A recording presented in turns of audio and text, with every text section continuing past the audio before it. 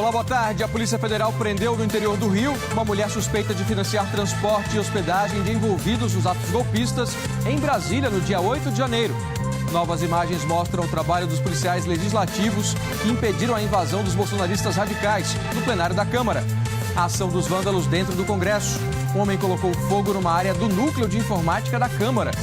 O ministro do TSE, Benedito Gonçalves, determinou que a chamada minuta do golpe, encontrada na casa do ex-ministro da Justiça, Anderson Torres, seja incluída na investigação contra Jair Bolsonaro.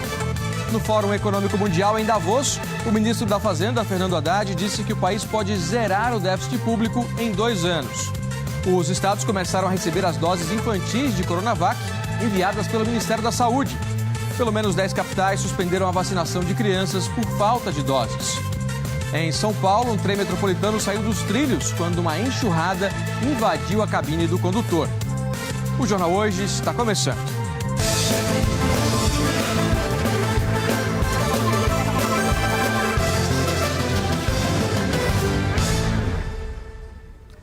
O Jornal Hoje começa com o flagrante do momento em que um trem metropolitano sai dos trilhos depois que a cabine é invadida por uma enxurrada durante um temporal. Foi durante uma tempestade que caiu sobre a cidade de São Paulo.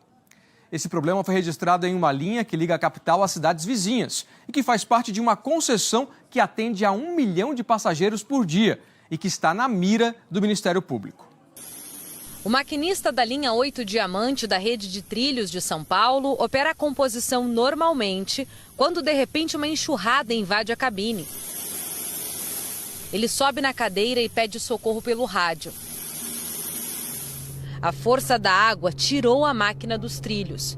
Segundo o presidente da Via Mobilidade, a empresa que opera a linha, o maquinista foi surpreendido pela enxurrada com cerca de 1 metro de altura que invadiu os trilhos depois de derrubar este muro.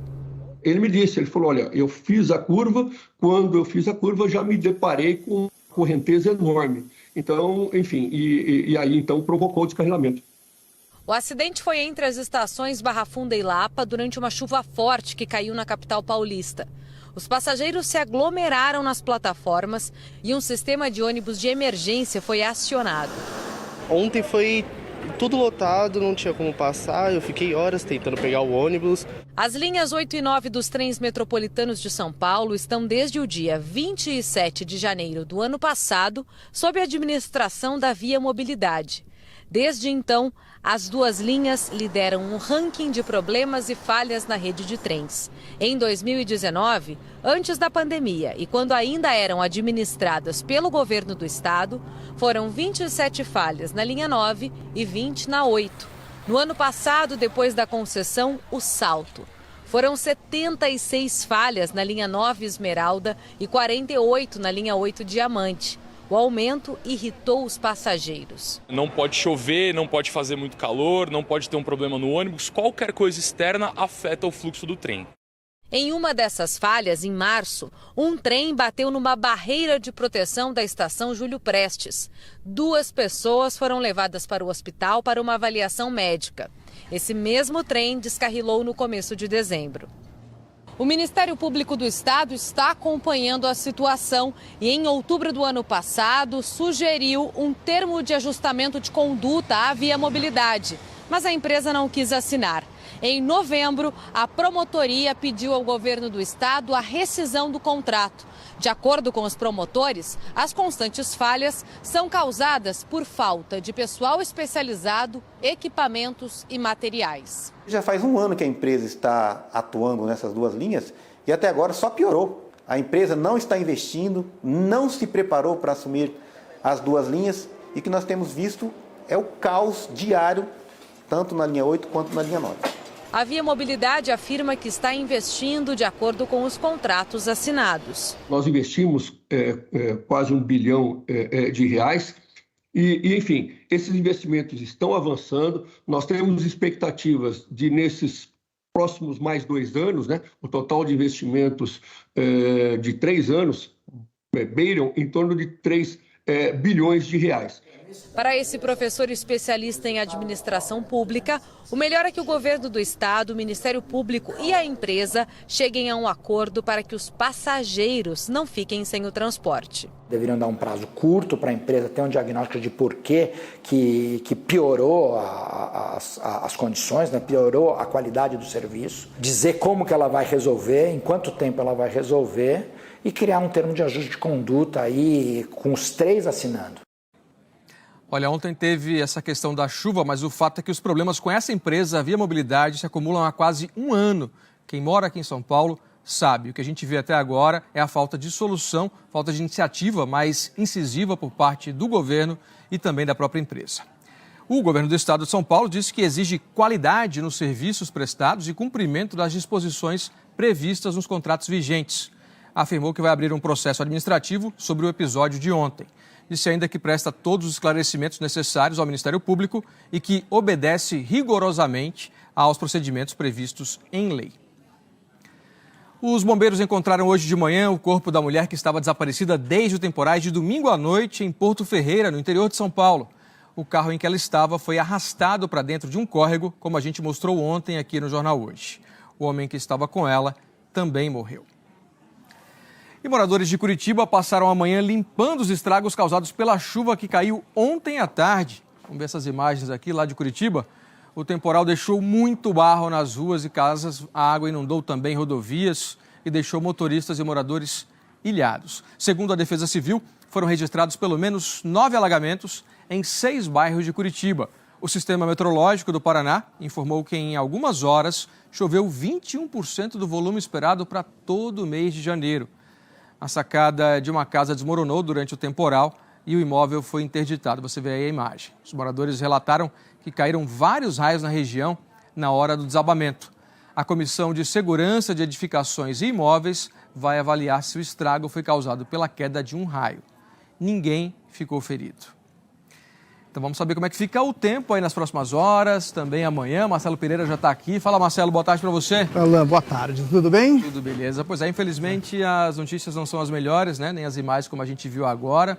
E aí, para hoje à tarde, essa chuva deve vir acompanhada de raios também, de muita ventania? Ah, vem sim. Não está descartado esse risco, Alan, porque justamente está muito quente e aí esse é o tempero para que os temporais fiquem cada vez mais fortes, tá? Oi, pessoal, boa tarde para vocês também. Pois é, os dias já têm começado muito quentes. A umidade está bastante alta, isso eleva as temperaturas no horário da tarde, agora à tardezinha. E com tanto calor, esses temporais tendem a ser cada vez mais severos. Muitas vezes, eles caem em áreas isoladas, mas que provocam alagamentos. As nuvens, temos um exemplo aqui para vocês, elas acabam se agrupando em áreas pontuais e despejam muita água num curto espaço de tempo. E aí, acaba provocando esses alagamentos que a gente viu há pouco aí. E é o que aconteceu também em Rondônia, gente. Dá só uma olhada aqui. Um temporal durou cerca de 2 horas na cidade de Rolim de Moura, no interior do estado. Acabou alagando todo o centro da cidade. Dá para ver que os motoristas se arriscam ali, né? O centro da cidade ficou completamente alagado e a previsão hoje é de mais chuva por lá. Olha só a quantidade de nuvens carregadas, não só em Rondônia, mas pelo Amazonas, o Pará, descendo pelo centro-oeste, aqui Mato Grosso, Goiás, Mato Grosso do Sul e inclusive São Paulo, Minas e parte aqui do sul, tá? Pegando o Paraná. A água subiu muito lá em Rondônia, né? Parecia um rio aquela imagem, inclusive, né, Marcelo? Você viu? É porque caiu muita água num curto espaço de tempo. Aí não tem jeito, não escoa com rapidez, né? Mesmo veículos grandes, né? A gente viu caminhão ali passando com dificuldade. Exatamente isso. Bem observado, viu, Alan? E por esse motivo, gente, os avisos estão valendo para as seguintes regiões, ó. Partindo aqui entre as serras gaúcha e também catarinense, avançando por Santa Catarina até São Paulo, corta o centro-oeste, Mato Grosso do Sul e Mato Grosso. Olha todo o estado de Rondônia hoje na área de alerta, passando pelo Amazonas, Acre, a gente tem aqui Roraima e também o Amapá e grande parte aqui do Pará nessa área de temporal. Hoje só não deve chover, minha gente, aqui ó, na capital gaúcha, onde está muito quente, hoje máxima de 30 graus. E é para onde a gente abre a janela agora. Vamos dar um pulo em Porto Alegre? Dá só uma olhada, Alan. Deve estar abafado, hein? Muita nuvem também por ali, né? Exatamente. Em Porto Alegre está uma secura danada, o pessoal lá sabe como é que está. Agora no verão é o período que mais seca por lá. Então a recomendação para lá é muita água, muito protetor solar, porque a condição está bem diferente de outras cidades como São Paulo, que está muito úmido e muito quente. Lá tem secura, na verdade, com esse calor, então. Exatamente isso, Alan. Bom, nos próximos dias, hein, Marcelo? Aí é que tá. Vamos dar uma espiadinha aqui? Vamos lá. É o seguinte, ainda tem calor e muita chuvarada pela frente, tá? Vamos dar uma olhada, principalmente aqui. Vamos trazer esse recorte para partes do Nordeste e também do Norte. É a ZECIT, a Zona de Convergência Intertropical. Essa escadinha aqui vai favorecer a concentração de nuvens carregadas e vai trazer bastante chuva aqui para o Maranhão, pegando São Luís, Belém, até para você que está aqui em Macapá, tá, gente? E se espalha aqui pelo Pará, tá, gente? Então, essa chuva vai apertando e a gente vai acompanhando e monitorando aqui no JH e atualizando, Alain. Combinado, Marcelão. Até amanhã, então. Até Abraço. amanhã. Boa tarde a todos. E a Califórnia, na costa oeste dos Estados Unidos, está enfrentando mais uma sequência de tempestades de chuva e neve. Os detalhes quem traz para a gente, direto de Nova York, é a Carolina Cimente. Vamos falar com ela agora, fazer conexão com a Carol. Aí, apareceu no nosso telão. E aí, Carol, boa tarde para você. Califórnia é um estado normalmente seco, né? Super seco. Alguma perspectiva dessa chuva toda parar? Olha, Alan, boa tarde a você, boa tarde a todos. Sim, mas assim, até pouco tempo atrás, tudo que os californianos queriam era a chuva, né? Para extinguir a seca histórica, para aliviar a onda de calor, para ajudar na batalha contra os incêndios florestais que a gente fala tanto. Mas agora a água que a Califórnia tanto queria virou um enorme problema, uma tragédia. As imagens são muito impressionantes. 9 tempestades consecutivas inundaram a Califórnia sucessivamente desde 26 de dezembro e mataram pelo menos 20 pessoas. Mas há perspectiva de melhora sim. Depois de 3 semanas, a última chuva forte por lá começou a diminuir hoje, lentamente nos próximos dias, deve permitir que os reparos em estradas e nos diques que ajudam a escoar a água sejam feitos. E tem muito trabalho agora. O próprio presidente americano vai visitar na quinta-feira as áreas centrais que foram mais afetadas pelas chuvas e pelos rios. Joe Biden já tinha emitido uma declaração de emergência em 8 de janeiro para liberar ajuda federal e no sábado autorizou novas ajudas para essas áreas. E como o estado recebeu metade ou mais da precipitação média anual, as tempestades também ajudaram a combater a seca histórica. Depois que essa chuva, que ainda cai, que ainda vai parar nos próximos dias, entre hoje e amanhã, a Califórnia pode esperar condições secas para o restante de janeiro, segundo o Centro Nacional de Meteorologia. Alan. Califórnia, que é um dos estados mais comprometidos com mudanças climáticas, né, com combate às mudanças climáticas e um dos que mais sofrem com esses extremos, né, Carol? Obrigado pelas informações, bom trabalho para você e boa tarde. E pela primeira vez em mais de 6 décadas, a população da China diminuiu. Essa tendência por lá pode ter impactos globais. Vamos então a Londres agora falar com o Rodrigo Carvalho, que tem os detalhes agora ao vivo para a gente. E aí, Rodrigo, boa tarde para você. Muito mais do que simbólica essa notícia aí, né? Traz efeitos e muitas consequências. O que é que está em jogo na prática? Salve, Alan. Um abraço para você, para todo mundo que assiste ao JH. Pois é, por que essa notícia é importante para o mundo? Antes, mais do que a notícia, a gente tem que observar a tendência. A taxa de natalidade na China vem caindo faz tempo já. A revisão das políticas de controle familiar, como o fim da política do filho único da década de 70, que, por exemplo, multava famílias com muitos filhos, não conseguiu reverter essa tendência de queda na taxa de natalidade. Agora, a população da China caiu pela primeira vez em 62 anos, uma mudança que ocorre quase uma década antes das previsões. A população chinesa encolheu em 850 mil. Ainda assim, os chineses são mais de 1 bilhão e 400 milhões. Mas nos próximos anos, a Índia deve ultrapassar a China e se tornar o país mais populoso do mundo. O ponto central dessa história é a economia. Essa notícia e essa tendência sugerem possíveis limites para uma ascensão econômica implacável da China no século XXI. A China, vale lembrar, é a principal parceira econômica da União Europeia, por exemplo, e também do Brasil. É um mercado consumidor gigantesco, muito importante, que está diminuindo. Diminuindo e envelhecendo. O número de chineses com mais de 65 anos mais que dobrará até 2050, de 150 milhões para 330 milhões.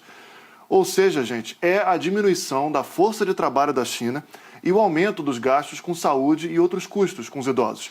Fora que isso representa algo que, para o tal do mercado, pode ser negativo para a marca China, que é não poder mais se autodenominar como a maior nação do mundo em números absolutos.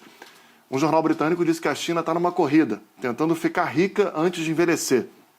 É esse aspecto econômico que torna essa notícia tão relevante, ainda mais num contexto de crescimento tímido da economia chinesa nesse momento. Um dos piores desempenhos em quase meio século. A economia da China cresceu 3% em 2022, muito menos do que em 2021 e bem distante da meta do governo.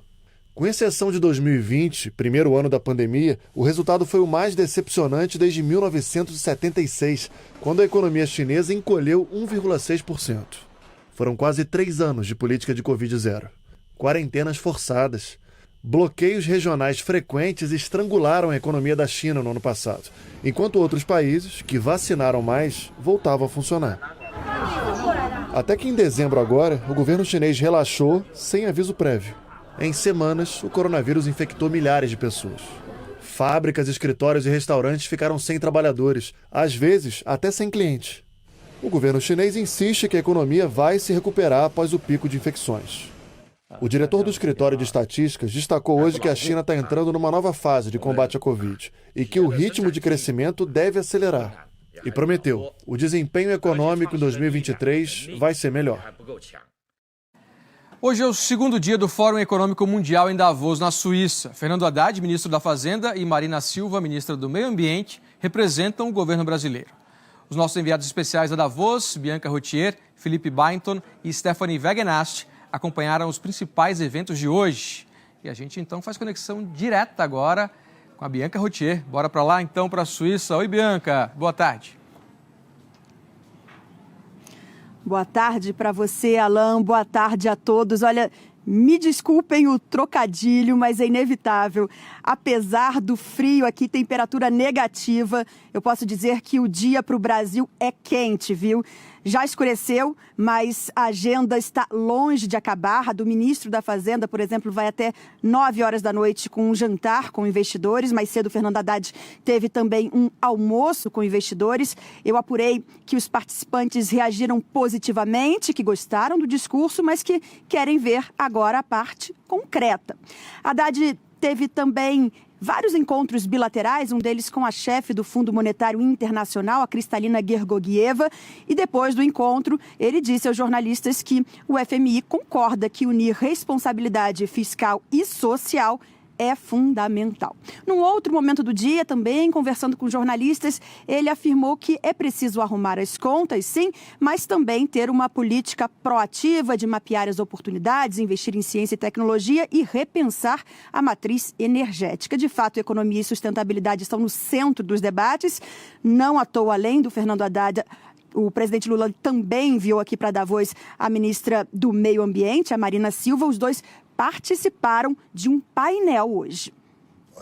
Juntos, o ministro da Fazenda e a ministra do Meio Ambiente tinham a missão de esclarecer o caminho do novo governo para o Brasil.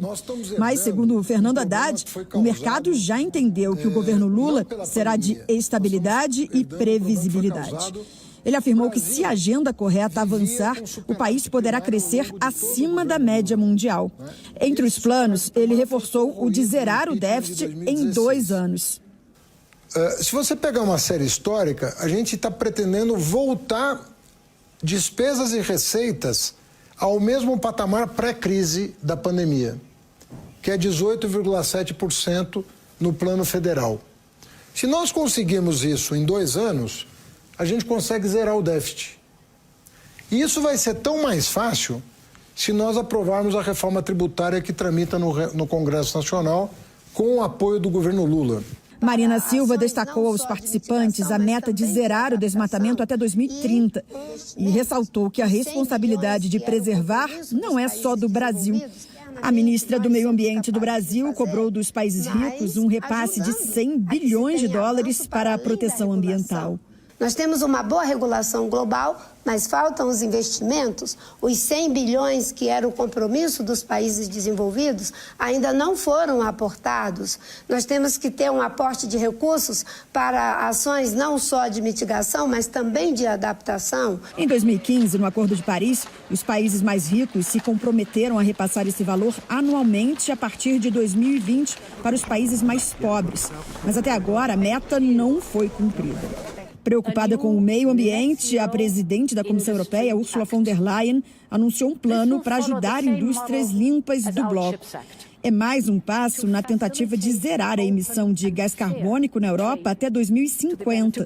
Precisamos ser competitivos com as ofertas e incentivos que hoje já estão disponíveis fora da União Europeia, explicou ela. A primeira-dama da Ucrânia foi um dos nomes mais marcantes hoje no Fórum Econômico Mundial.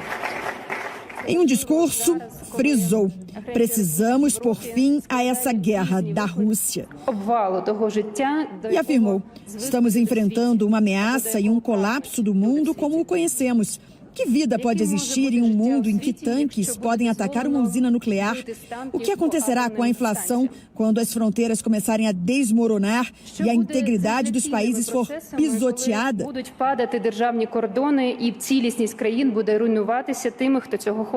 Olena Zelenska prometeu entregar uma carta do marido, o presidente ucraniano Volodymyr Zelensky, e endereçada ao presidente chinês Xi Jinping, ao vice-primeiro-ministro da China, Liu He, que está em Davos. Segundo ela, a carta contém a fórmula de paz. A carta é mais uma tentativa de aproximação da Ucrânia com a China, país que é um dos principais parceiros da Rússia. A invasão da Rússia à Ucrânia levou a outro problema que também foi assunto por aqui hoje, a fome. O chefe do Programa Alimentar Mundial da ONU alertou para um número cada vez maior de pessoas enfrentando a fome por causa da escassez de alimentos e fertilizantes e também do aumento dos combustíveis. Ele disse que até o fim do ano o preço dos alimentos pode ficar tão alto que haverá desestabilização de nações, o que, por sua vez, pode resultar numa migração em massa. Ou seja, Alan, não bastassem as múltiplas crises que vivemos e que o próprio Fórum Econômico Mundial classificou como uma situação sem precedentes, uma outra pode, infelizmente, ter que entrar na pauta do evento numa próxima edição. Injustificável essa guerra que provoca milhares de mortes diretamente na Ucrânia e outras tantas milhares pelo mundo por causa da fome, né, Bianca? Obrigado pelas informações, bom trabalho. A Ucrânia cancelou as operações de resgate nos escombros do prédio de apartamentos atingido por um míssil na cidade de Dnipro, no leste do país. O número de mortos desse ataque, que aconteceu sábado passado, subiu para 44. Enquanto isso, a gente continua vendo famílias arrasadas, como a Cecília mostrou, né, esses casos aí no começo da reportagem. Aqui no Brasil, um estudo da Universidade Federal de São Paulo traçou um perfil dos frequentadores das chamadas Cracolândias em 3 capitais brasileiras. Essa é uma cena que se repete nas ruas do centro de São Paulo dia e noite há mais de 30 anos. São centenas de homens e mulheres, muitos jovens, outros com mais idade, todos dependentes químicos. Desde 2016, pesquisadores da Unifesp, a Universidade Federal de São Paulo, acompanham de perto a situação de quem vive aqui. A ideia é monitorar essa população, né, que vem frequentando a cena de uso chamada Cracolândia de São Paulo e, através desse monitoramento, poder informar os serviços que existem na região sobre como é que funciona, né, a adesão e as demandas dessa população para melhor atender. Desta vez, a pedido do Ministério da Cidadania, o trabalho feito em São Paulo se estendeu para outras 2 capitais do país. Em Brasília, os pesquisadores descobriram, por exemplo, que mais da metade das pessoas que se reúnem para usar crack nas quadras do setor comercial sul veio de outros estados.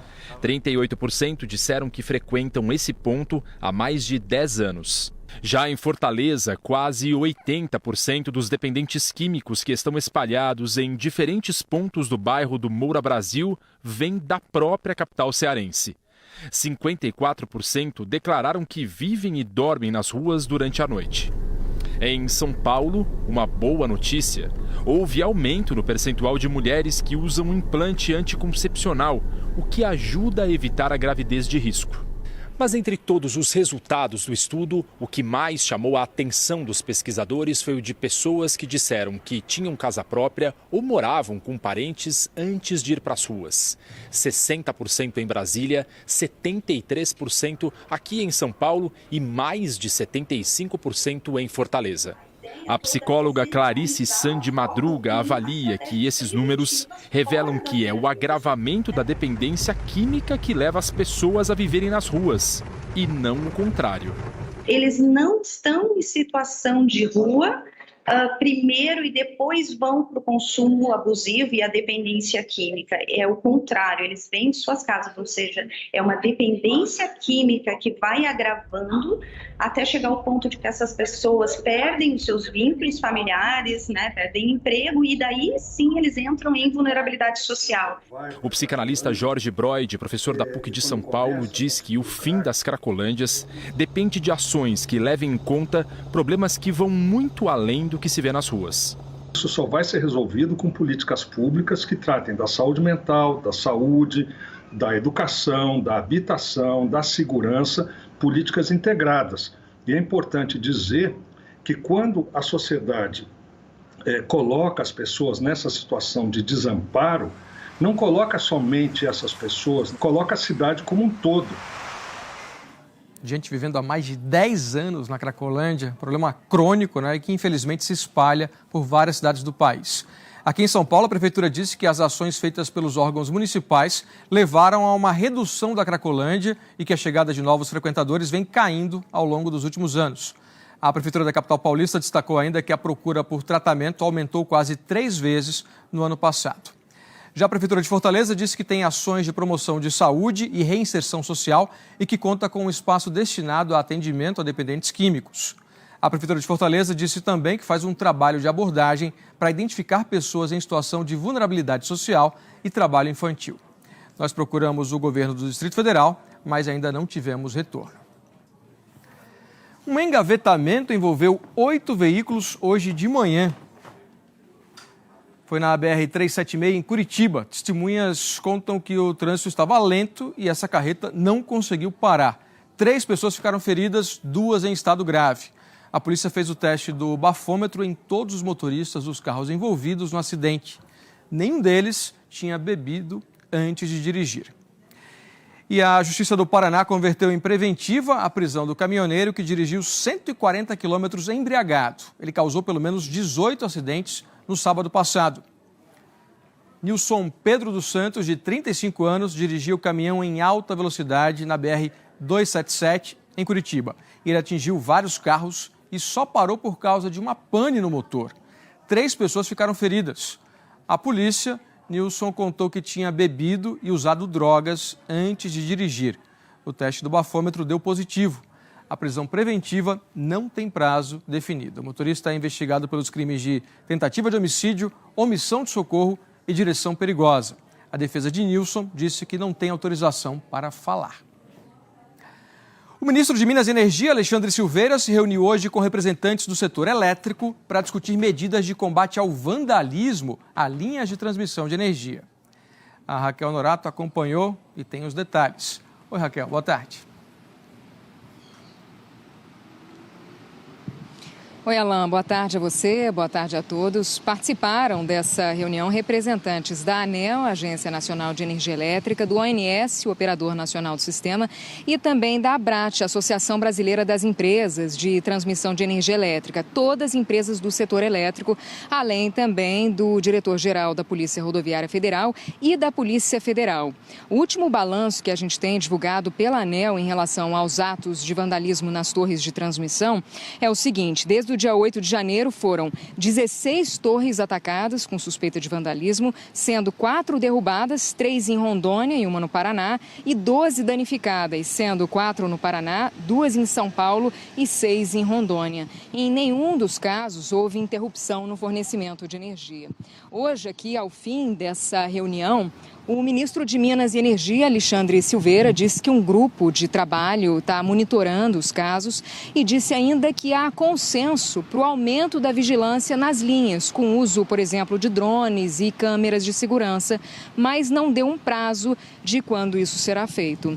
E agora à tarde, o interventor na segurança pública aqui, na Segurança Federal, do Distrito Federal, Ricardo Capelli, ele vai ter uma reunião com a ANEEL Energia. Essa reunião foi um pedido da Companhia de Energia Elétrica, que tem 5 subsidiárias que fornecem energia para os estados da Bahia, Pernambuco, Rio Grande do Norte, Distrito Federal e parte dos estados da Paraíba, São Paulo e Mato Grosso do Sul. Essa agenda, então, marcada para as 2 da tarde. Alan. Vamos acompanhar essas ações aí contra o vandalismo, nessas reuniões aí, para a gente ver se a gente tem um basta aí nessas ações. Obrigado, Raquel. Boa tarde.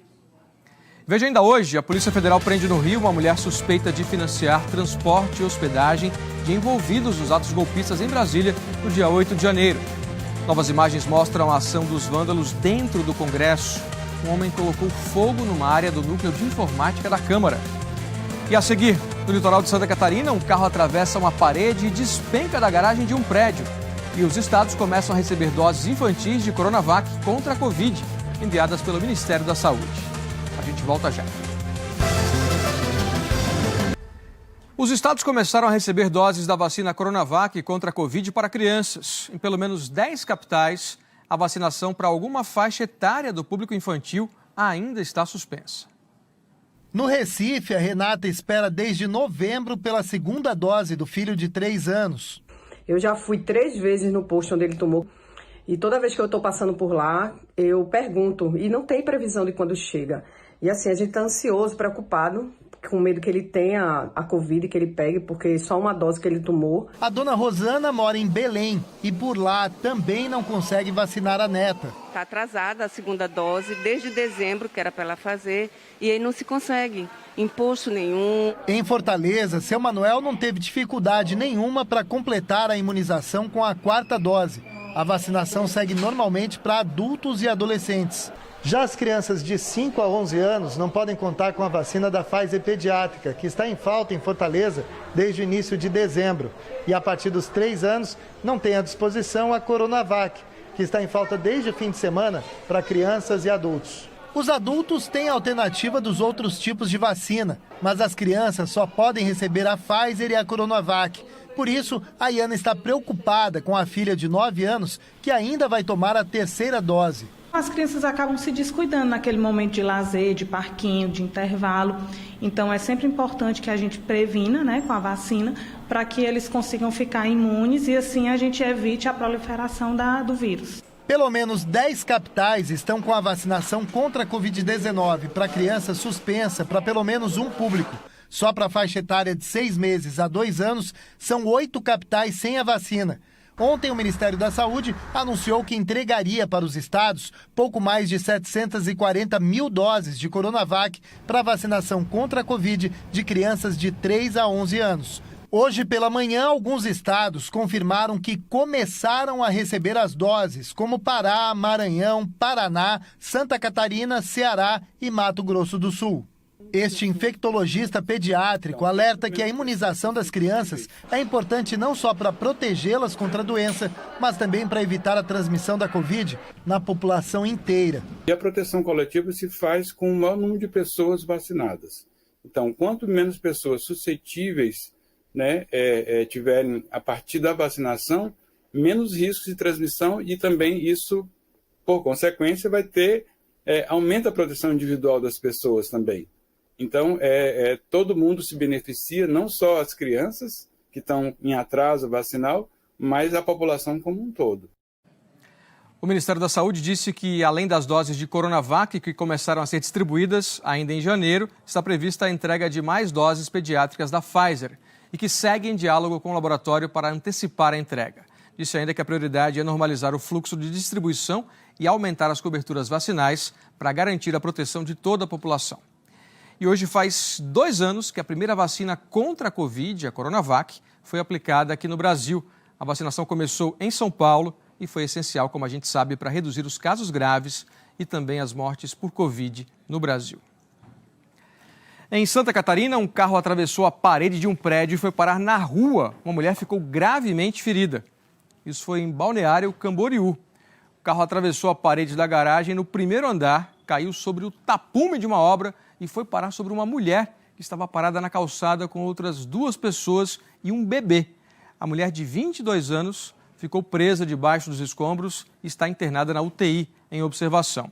As outras 2 pessoas e o bebê não tiveram ferimentos. Impressionante, hein? Com essa imagem toda aí que a gente acabou de ver. Segundo a polícia, o motorista de 69 anos disse que estava manobrando o carro quando perdeu a consciência e que acordou após a colisão. Ele foi liberado e poderá responder por lesão corporal. De acordo com a Defesa Civil, a estrutura do prédio não foi comprometida.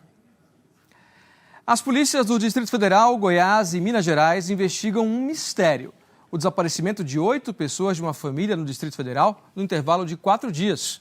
O caso envolve 2 carros que foram encontrados queimados e 6 corpos que estão sendo submetidos a exames para identificação em Minas e em Goiás.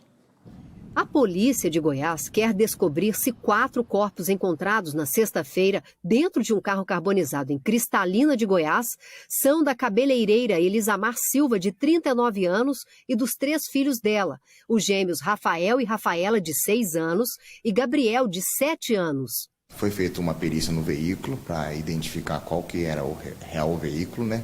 Justamente porque nós perdemos todos os sinais deles exteriores.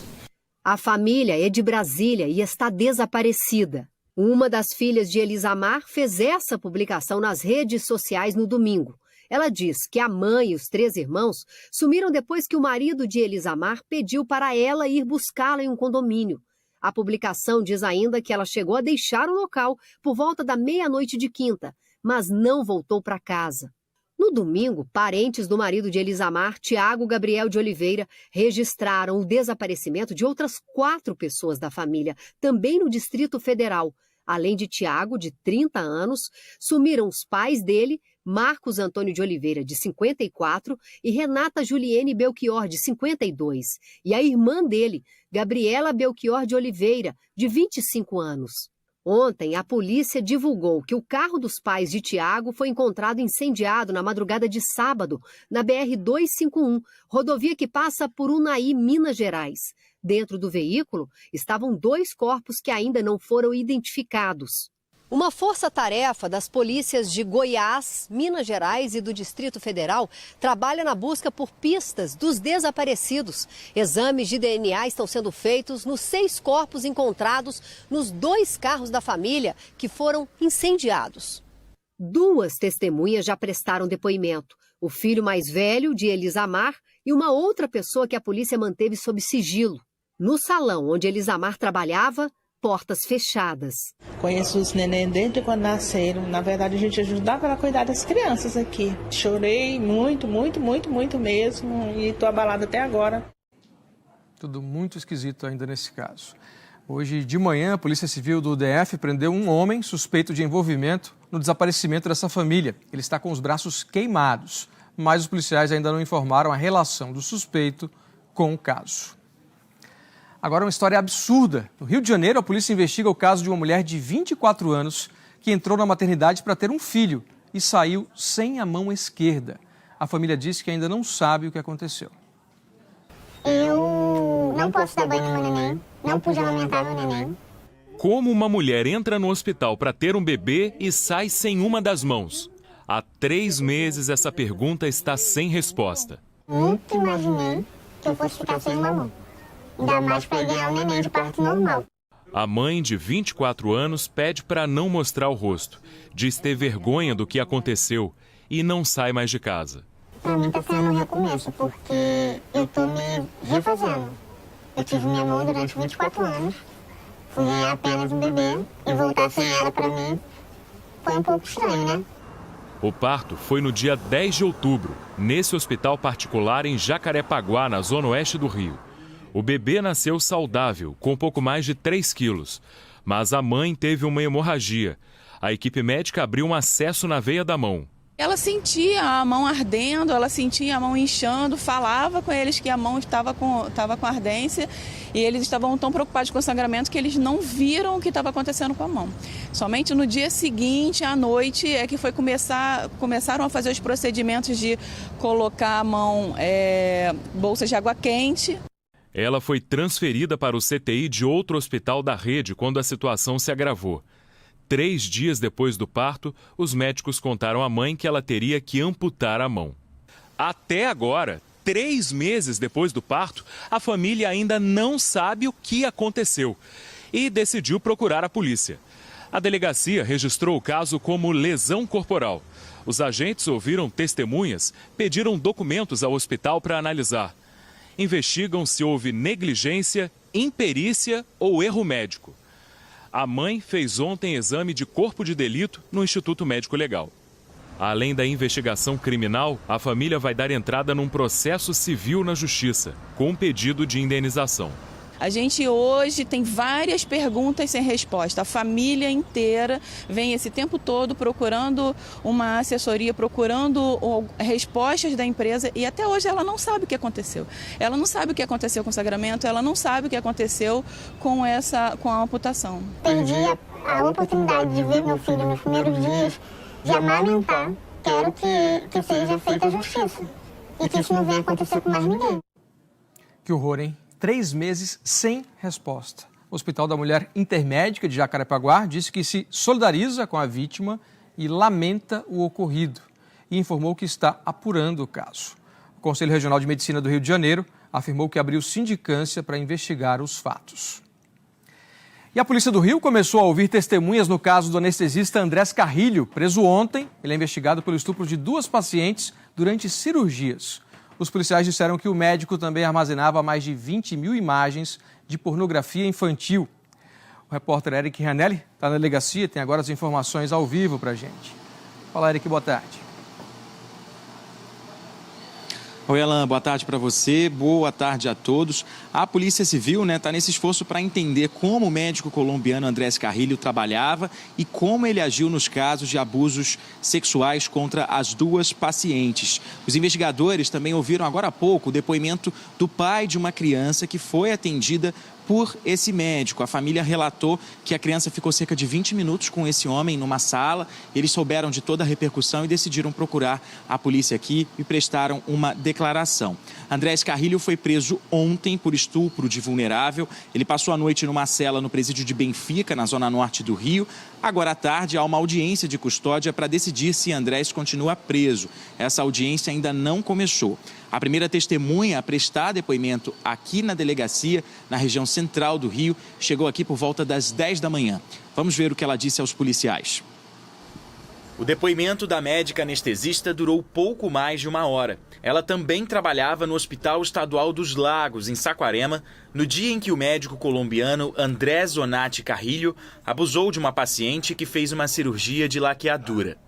Em ofício enviado à Polícia Civil, a direção-geral do hospital afirma que a vítima deveria ter sido atendida pela médica e não por Andrés Carrilho. Ainda segundo o hospital, nesse dia, o médico colombiano estava escalado para outras 2 cirurgias, mas que, apesar desta responsabilidade oficial, é comum a substituição dos profissionais durante a operação. Segundo a Polícia Civil, a médica anestesista afirmou no depoimento que uma outra médica que estava escalada para dividir o trabalho com ela não foi ao hospital no dia do estupro e teria indicado, então, Andrés Carrilho para substituí-la. Essa outra médica também vai ser chamada para depor. Segundo a polícia, Andrés Carrilho, de 32 anos, confessou os crimes. O anestesista é investigado por abusar sexualmente de 2 pacientes sedadas na sala de cirurgia. O próprio médico gravou os estupros com o celular e guardou as imagens. Os investigadores analisaram as gravações e, com base em dados de localização que ficam armazenados nos arquivos, identificaram as vítimas. A polícia afirmou também que o médico armazenava quase 20 mil fotos e vídeos de pornografia infantil. O Conselho Regional de Medicina abriu uma sindicância que pode levar à cassação da licença dele. Pode ser solicitada uma interdição cautelar nesse médico. E aí, enquanto estiver ocorrendo o processo, o médico fica impedido de atuar profissionalmente. O médico, acima de tudo, ele não pode causar mal ao seu paciente. Então, confirmado esses fatos, de fato bastante graves, a tendência do Conselho é aplicar uma punição exemplar para esse médico. O delegado responsável pela investigação disse há pouco aqui aos jornalistas na porta da delegacia que mais depoimentos só no decorrer do inquérito ao longo dos próximos dias. O Conselho Regional de Medicina disse também, além do que a gente viu agora na reportagem, que na época dos crimes Andrés Carrilho não tinha registro profissional e que por isso não poderia trabalhar sozinho numa cirurgia sem supervisão. A Secretaria Estadual de Saúde disse que vai apurar as circunstâncias das cirurgias em que esse médico participou nos hospitais da rede estadual. E o Hospital Universitário Clementino Fraga Filho, que é o hospital universitário da UFRJ, declarou agora há pouco em nota que o médico só poderia participar de cirurgias com supervisão, mas não explicou à nossa produção se foi isso que de fato aconteceu. Nós não conseguimos contato com a defesa de Andrés Carrilho.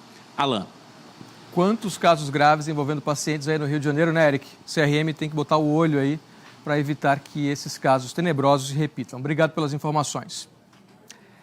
A ativista adolescente Greta Thunberg foi presa hoje na Alemanha enquanto participava de um protesto pela proteção do meio ambiente. Desde sexta-feira, ela estava ocupando uma antiga vila desativada em Lützerath. A ativista de 20 anos foi carregada hoje por policiais. O governo do país pretende transformar a vila em uma mina de exploração de lignito, que é conhecido como carvão marrom e é extremamente poluente. Os manifestantes chegaram ao local há mais de 2 anos, mas o protesto ganhou força na última semana, quando começou a operação policial pela desocupação. A construção desse tipo de mina vai na contramão do planejamento alemão de acabar com a queima do carvão até 2030. Veja a seguir, a presidente do STF, Rosa Weber, suspende indulto de Bolsonaro a PMs condenados por massacre do Carandiru. A Polícia Federal prende no Rio uma mulher suspeita de financiar transporte e hospedagem de envolvidos nos atos golpistas em Brasília. Novas imagens mostram a ação dos vândalos dentro do Congresso. Um homem colocou fogo numa área do núcleo de informática da Câmara. A gente volta daqui a pouquinho. A presidente do Supremo Tribunal Federal, ministra Rosa Weber, suspendeu o trecho do decreto do ex-presidente Jair Bolsonaro que concedia indulto aos policiais militares condenados pelo massacre do Carandiru. O repórter César Menezes tem agora as informações ao vivo sobre essa decisão. Oi, César, boa tarde. Boa tarde, Alan. O indulto foi assinado pelo ex-presidente Jair Bolsonaro no dia 22 de dezembro do ano passado e foi publicado no dia seguinte, no dia 23. Foi uma das últimas ações de Bolsonaro na presidência. Um artigo desse indulto perdoaria 74 policiais militares que foram condenados pelas mortes de 77 dos 111 presos que foram vítimas do massacre do Carandiru. As penas de alguns desses presos chegam a 624 anos de prisão. 30 anos depois, até hoje, ninguém foi preso pela chacina. Inclusive, 5 dos PMs condenados já morreram. A ministra Rosa Weber, presidente do Supremo Tribunal Federal, acatou um pedido do Procurador-Geral da República, Augusto Aras. O que Aras argumentou foi que, para decidir se o indulto pode ser dado ou não, tem que avaliar se o crime é hediondo ou não, mas não pela época em que o crime foi praticado, e sim pela época em que o decreto de indulto é assinado. E como hoje o crime de chacina é considerado hediondo, esse artigo do indulto seria considerado inconstitucional, por isso ele foi suspenso. Alan. Obrigado, César, pelas informações. O Ministério dos Direitos Humanos e Cidadania definiu uma nova composição para a Comissão de Anistia do Governo Federal. A portaria publicada hoje no Diário Oficial traz o nome de 14 integrantes do grupo que tem o objetivo de fazer reparações a vítimas e familiares de quem foi alvo de perseguição política na ditadura militar. O Ministério afirmou que o objetivo é reverter a interferência política no colegiado, registrada durante o governo de Jair Bolsonaro, que teria paralisado os trabalhos do grupo. De acordo com a atual gestão, 95% dos casos de reparação analisados durante o mandato de Bolsonaro foram negados. O IPEC divulgou uma pesquisa sobre as expectativas dos brasileiros com o governo do presidente Lula. A margem de erro é de 2 pontos para mais ou para menos. Em dezembro, 50% responderam que Lula fará um governo ótimo ou bom. Agora, 55%. 20% achavam que Lula fará um governo regular, agora 18%. 25% avaliavam que o governo Lula será ruim ou péssimo, agora 21%. Nas duas pesquisas, 5% não souberam ou não responderam. O IPEC pediu que os entrevistados comparassem o novo governo com o anterior. 55% disseram que o governo Lula será melhor do que o de Bolsonaro, 14% igual, 25% consideram que será pior, 6% não sabem ou não responderam. O IPEC mediu a confiança dos brasileiros no presidente Lula e nas primeiras medidas e planos do governo. 54% disseram que confiam no presidente Lula, 41% que não confiam, 4% não sabem ou não responderam. Considerando as medidas e os planos já anunciados pelo governo, em dezembro, 58% disseram que Lula está no caminho certo, agora são 64%. Antes, 33% avaliavam que Lula está no caminho errado, agora 26%. 9% não sabem ou não responderam nas duas rodadas. O IPEC entrevistou 2.000 pessoas maiores de 16 anos em 128 municípios entre os dias 6 e 10 deste mês. Novas imagens dos atos antidemocráticos do dia 8 de janeiro em Brasília reafirmam como foi importante o trabalho dos policiais legislativos para conter a ação dos vândalos. São as primeiras imagens gravadas dentro da Câmara que vêm a público. Mesmo sob ataque e em menor número, os policiais conseguiram impedir uma invasão ao plenário da casa. Este é o momento exato em que a massa de extremistas rompe a barreira policial em direção à Praça dos Três Poderes. Os vândalos correm pelo gramado em direção à rampa do Congresso Nacional. Em poucos minutos, os golpistas tomam conta da cobertura onde ficam as cúpulas da Câmara e do Senado. Antes da invasão do prédio, policiais legislativos fazem uma barreira na área externa e jogam bomba de efeito moral na tentativa de dispersar os invasores. Mas os golpistas conseguem entrar no Congresso Nacional e acessar o Salão Verde e vandalizam a maquete do Congresso. Ao lado, um homem bate com uma barra e estilhaça o vidro que separa a Câmara do Senado Federal.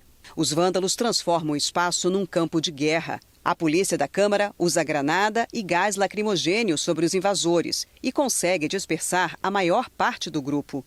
Os policiais recuam para proteger a entrada principal do plenário. Na entrada lateral, os policiais também se posicionam para impedir a invasão.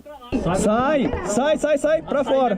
Sai pra lá. Mas o conflito mais intenso foi na entrada principal. Depois de dispersar a maioria dos invasores, outros golpistas partem para cima dos policiais, que entram no plenário e fecham a porta. Escudeiro!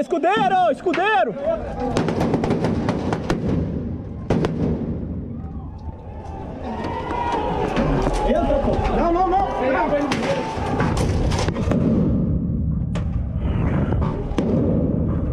Aqui, ó.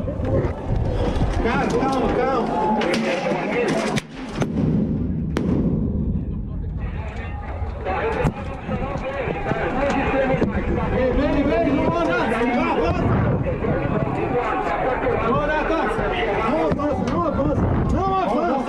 Vem, não avança! Agora já é.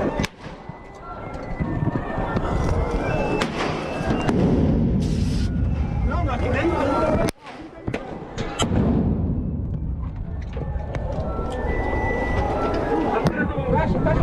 Fecha a porta. Olha a luz de sol! Espera, abre. A câmera já tirou? Então vai. Vai! Quem tá com máscara? Ninguém. Essas máscaras. Sumiu. Fugiu. O que você quer? Conseguimos.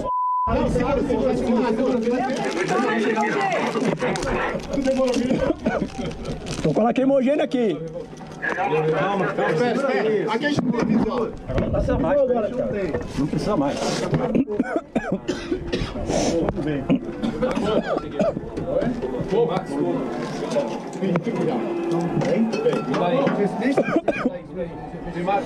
Espera. Vamos fazer o seguinte. Quem tem de operador químico aí? Quem consegue ir lá resgatar mais material pra gente, trazer pra cá? Meu velho, tem um aqui no meu... Eu tô com um monte aqui, ó. Aqui, ó. Eu tô com um bornal aqui, velho. Tem um monte de granada. Isso aqui é o quê? Granada? Quem tá sem granada? Aqui, ó. A resistência da Polícia Legislativa impede que os vândalos consigam entrar no plenário. Os extremistas ocuparam também o andar de baixo da Câmara.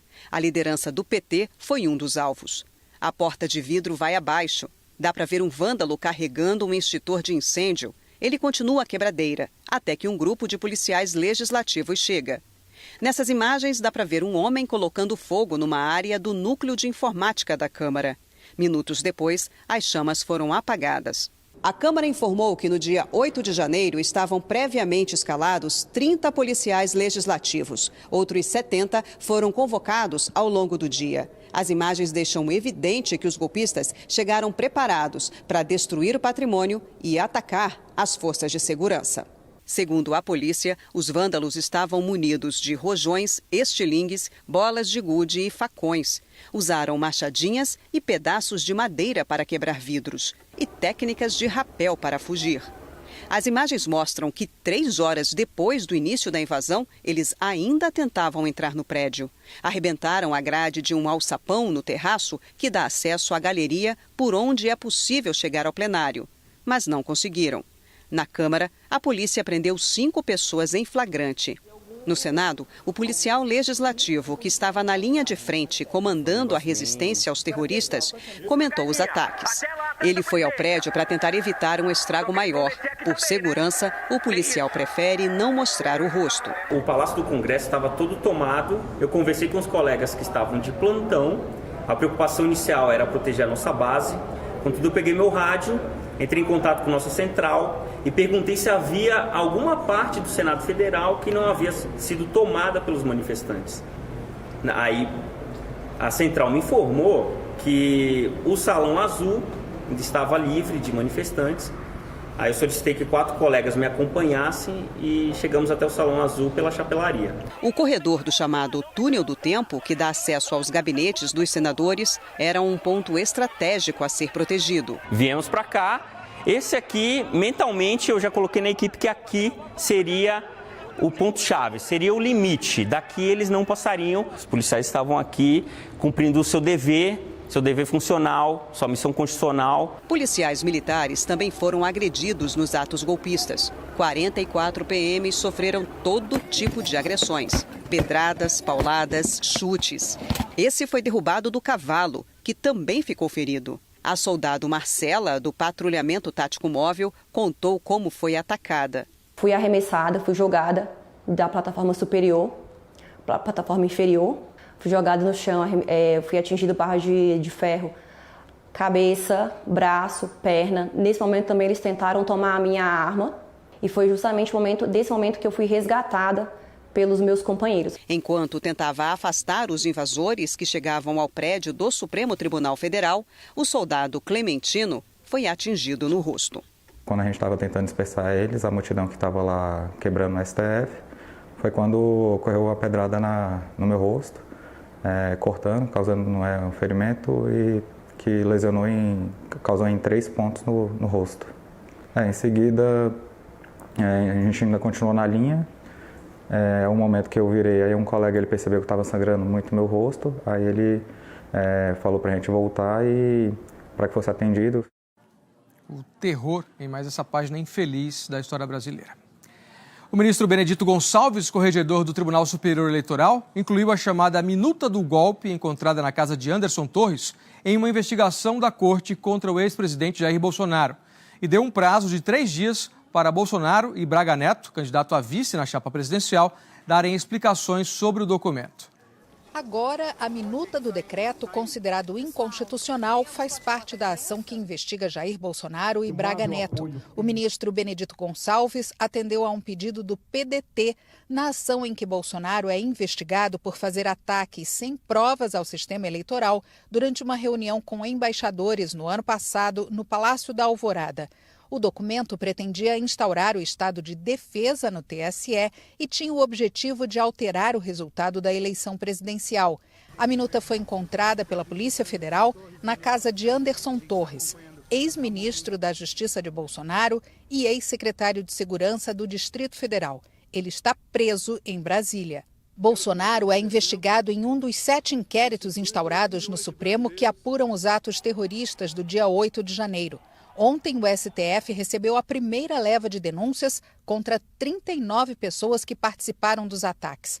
Quase todas foram presas no prédio do Senado, no mesmo dia do vandalismo. A decisão sobre receber a denúncia e transformar os denunciados em réus cabe ao plenário do Supremo. Se for aceita, a ação penal deve ter como relator o ministro Alexandre de Moraes. A representação feita pelo presidente do Senado, Rodrigo Pacheco, na sexta-feira passada, levou provas contra os vândalos que invadiram o Congresso. O material foi analisado por procuradores do Grupo de Combate aos Atos Golpistas. A apresentação de denúncia pelo Ministério Público é o primeiro passo no processo que pode tornar esses invasores réus. Na denúncia, a PGR aponta que as 39 pessoas cometeram os crimes de abolição violenta do Estado Democrático de Direito, golpe de Estado, associação criminosa armada, dano qualificado e deterioração de patrimônio tombado. A PGR também pediu o bloqueio de bens dos investigados para ressarcir os prejuízos aos prédios públicos, no valor de R$40 milhões. A Procuradoria destacou na denúncia que os vândalos, no interior do prédio sede do Congresso Nacional, insuflando a massa a avançar contra as sedes do Palácio do Planalto e do Supremo Tribunal Federal, os denunciados destruíram e concorreram para a destruição, inutilização e deterioração de patrimônio da União, fazendo-o com violência à pessoa e grave ameaça, emprego de substância inflamável e gerando prejuízo considerável para o erário. E que a ação criminosa não se restringia a causar danos aos prédios públicos. Os autores pretendiam impedir de forma contínua o exercício dos poderes constitucionais, o que implicaria a prática reiterada de delitos até que se pudesse consolidar o regime de exceção pretendido pela massa antidemocrática. O subprocurador-geral Carlos Frederico Santos, coordenador do grupo criado pela PGR para apurar os atos golpistas, pediu a prisão preventiva dos envolvidos. Explicou que essas 39 pessoas estão no grupo de executores dos atos e que a investigação continua em outras direções. Os procuradores também já estão analisando uma representação entregue ontem pelo presidente da Câmara dos Deputados, Arthur Lira, com a lista de pessoas presas na Câmara durante os atos golpistas. E até o fim desta semana devem terminar o trabalho com possível apresentação de novas denúncias à Justiça. Apesar de a decisão de domingo, tomada por Alexandre de Moraes e depois referendada pela maioria do Supremo, ter determinado a prisão de integrantes de acampamentos golpistas pelo país pela prática de crimes descritos nos artigos 2º, 3º, 5º e 6º da Lei Antiterror, na denúncia apresentada ontem, a Procuradoria-Geral da República não enquadrou os acusados da invasão do Senado nos mesmos delitos. A Procuradoria alegou que, neste primeiro momento, não é possível considerar que eles agiram motivados por xenofobia, discriminação ou preconceito de raça, cor, etnia e religião, como prevê a lei. Mas a PGR ressaltou que poderá enquadrá-los nesses crimes a depender das próximas etapas das investigações. O governo do presidente Lula dispensou hoje 40 militares que atuavam na administração do Palácio da Alvorada, residência oficial da Presidência da República. Esses militares continuam nas Forças Armadas, mas em outras funções.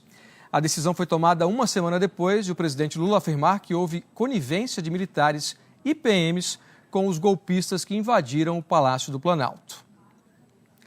Uma mulher suspeita de pagar despesas de envolvidos em atos terroristas está presa no norte do estado do Rio. Ela se entregou ontem à noite à PF em Campos. Quem acompanha essa operação da Polícia Federal é o Yuri Ramos. Ao vivo ele conversa com a gente. Boa tarde, Yuri. Boa tarde, Alain. A doceira Elisângela Cunha Pimentel Braga tem 48 anos e mora em Itaperuna, cidade vizinha de Campos. Ela veio à Polícia Federal ontem por volta de 10 horas da noite, acompanhada do advogado, e se entregou. Elisângela já está no presídio feminino aqui em Campos e é a segunda pessoa presa na Operação Ulisses, que a Polícia Federal realiza aqui em Campos no combate aos organizadores e financiadores dos atos antidemocráticos e também dos ataques terroristas aos três poderes em 8 de janeiro. Não conseguimos contato com o advogado de Elisângela Braga. Ontem foi preso o subtenente do Corpo de Bombeiros do Estado do Rio, Roberto Henrique de Souza Júnior, conhecido como Júnior Bombeiro. Ele já foi transferido para o presídio da Corporação no Rio. O Corpo de Bombeiros disse que repudia atos que ameacem o Estado Democrático de Direito e abriu inquérito para apurar a participação do bombeiro em ataques contra o patrimônio público. O advogado que acompanhou Júnior Bombeiro disse que só irá se pronunciar mais tarde. A PF ainda procura por Carlos Victor Carvalho, que está com a prisão preventiva decretada e é considerado foragido. Os investigados podem responder pelos crimes de organização criminosa, abolição violenta do Estado Democrático de Direito e a incitação das Forças Armadas contra os poderes institucionais. Alain, volto com você. É isso. Então, dos 3 procurados pelos ataques golpistas aí nessa região do Rio de Janeiro, 2 já foram presos. Obrigado pelas informações, Yuri. Bom trabalho. Em resposta aos atos antidemocráticos de radicais bolsonaristas no dia 8 de janeiro em Brasília, o Supremo Tribunal Federal lançou hoje a campanha Democracia Inabalada. São vídeos e postagens sobre a destruição da Suprema Corte no dia 8 de janeiro. Para o STF, é uma forma de não esquecer o que ocorreu e garantir que o episódio nunca mais se repita.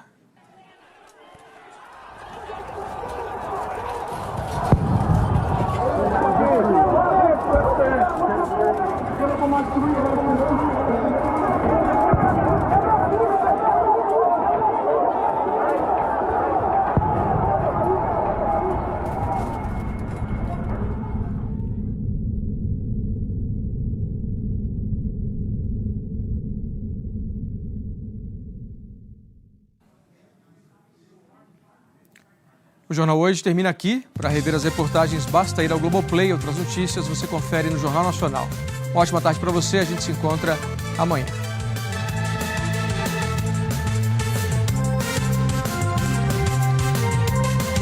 Pessoal do canal BR News, já fortalece no like, que dessa maneira você apoia o nosso canal. E se você for novo por aqui e ainda não faz parte da nossa comunidade, então se inscreva no canal e não esquece de ativar todas as notificações. A nossa meta é 10 mil inscritos, falta pouco para a gente atingir a nossa meta e eu conto com toda a ajuda de vocês. Dito isso, o vídeo de hoje é relacionado sobre uma polêmica que está acontecendo lá no Corinthians, nos bastidores, sobre o Roger Guedes. Depois da derrota do Corinthians no último domingo, na estreia do Campeonato Paulista contra o Bragantino, o Roger Guedes soltou o verbo ali nos bastidores ali. O jornalista perguntou para ele como que estava o ambiente no Corinthians, tal. Ele disse o seguinte: não preciso esconder nada de ninguém. O clima aqui no Corinthians, nos bastidores, era muito pesado, tá? Agora, com o novo treinador, o clima está um pouco mais leve, tá? Ele mandou meio que uma indireta aí para o Vitor Pereira. A gente sabe que o Roger Guedes não se dava bem com o Vitor Pereira, porque vários jogos do ano passado o treinador Vitor Pereira tirava o Roger Guedes no segundo tempo, e o Roger Guedes não gostou, né, de ficar saindo no segundo tempo, principalmente de jogos importantes da Libertadores e Copa do Brasil. E quando o Roger Guedes saía no segundo tempo, era nítido que ele não gostava, né? Ele reclamava lá no banco de reserva. Depois que acabava o jogo ali, quando os repórteres perguntavam para ele, ele respondia que não entendeu porque ele tinha saído, enfim, né? Dava para ver que o Roger Guedes e o Vitor Pereira não se dava bem, e o Roger Guedes aproveitou, né, que o Vitor Pereira não estava mais lá e já mandou indireta para ele, falando que o ambiente lá no Corinthians esse ano está bem melhor. Porém, rapaziada, a gente tem que ficar atento a uma coisa, né? Esse negócio do ambiente, bastidores, está um pouco melhor, um pouco mais leve, é um pouco estranho isso aí, porque lá no Corinthians a pressão é grande, né? trocou o treinador. O estilo do Fernando Lázaro é um estilo bem diferente do que era o Vitor Pereira, tá? O Fernando Lázaro é aquele treinador mais paizão, de conversar. O Vitor Pereira é bem diferente, né? É um treinador linha dura, estilo europeu, conversa pouco, cobra bastante jogador. Então, a gente tem que ficar atento a isso aí, porque esse negócio do treinador ser bonzinho, não cobrar muito, o jogador gosta disso. E também, o jogador também fica um pouco acomodado, né? O Corinthians já perdeu na estreia, o jogador estava morrendo ali, não estava com muita vontade, estava meio cansado, enfim. Vamos ficar atento a essa história aí, de o ambiente está bom, está leve. Isso não vai dar muito bom isso aí não, né? Vamos ver o que vai acontecer nos próximos jogos. É isso, rapaziada. Se inscreva no canal e ative todas as notificações. A nossa meta é 10 mil inscritos e eu conto com toda a ajuda de vocês. E não esquece de deixar um like nesse vídeo, que dessa maneira você apoia o nosso canal. Tamo junto, fique com Deus e até a próxima.